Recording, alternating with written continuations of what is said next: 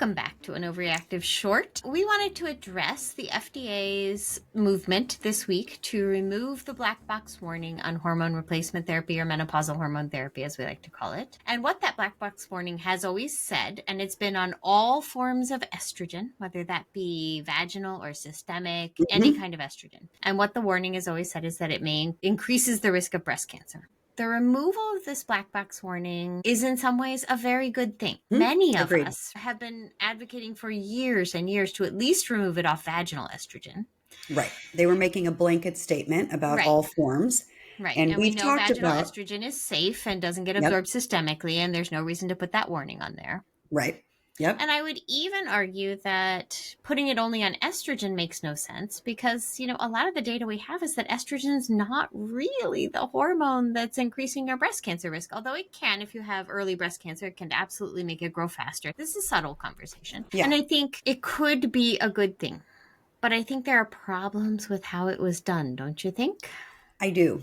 I do think I do believe there are problems with, and Jen Gunter did a really nice Substack on this where really talking about the process. And again, I think at this point we may have stumbled onto perhaps the right conclusion, but I think the way it was gone about was very problematic and potentially opens itself up to issues that we may see in women's health sort of down the road with other medications that are out there. And so it's important when the FDA is going to make a big change like this, that they really do look through all of the data and they represent that data accurately when they're making their announcement. And I think one of my biggest issues was there was a real overstatement of the health benefits of menopausal hormone therapy. You and I have talked about this. Yeah.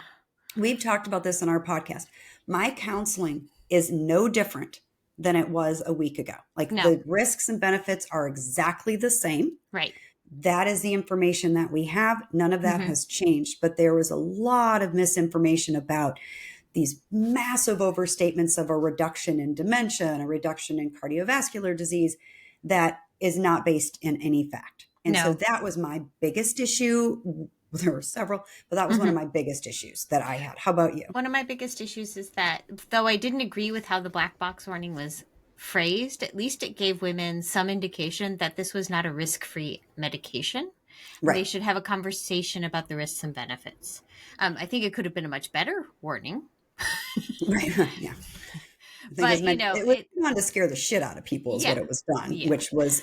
Right, which was there's not a problem with it 20 years ago. But I agree with you. I think the biggest issue I had with the whole process is that they then came out overstating benefits from hormone therapy that have never been proven, quoting studies from the 1990s that have since been basically overturned with multiple more recent, more quality studies. It worries me when the FDA is cherry picking the data. Yeah.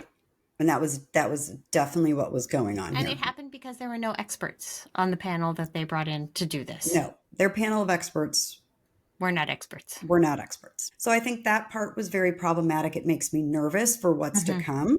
I am glad that for my patients that I'm giving vaginal estrogen to, I've had so many that they're like, well, you gave it to me, but I never started it because I went home and I read the insert and it scared me. And so I'm glad that we're not going to have that conversation going on, hopefully, but I am nervous about what's to come. And I'm also preparing myself for these conversations of people coming in being like, well, the FDA said that it decreases my risk of dementia by 50%. So I should be on it. And we're kind of going to be walking into these appointments, I think, on the back foot because now we're trying to really talk about what the real data is. And that's hard.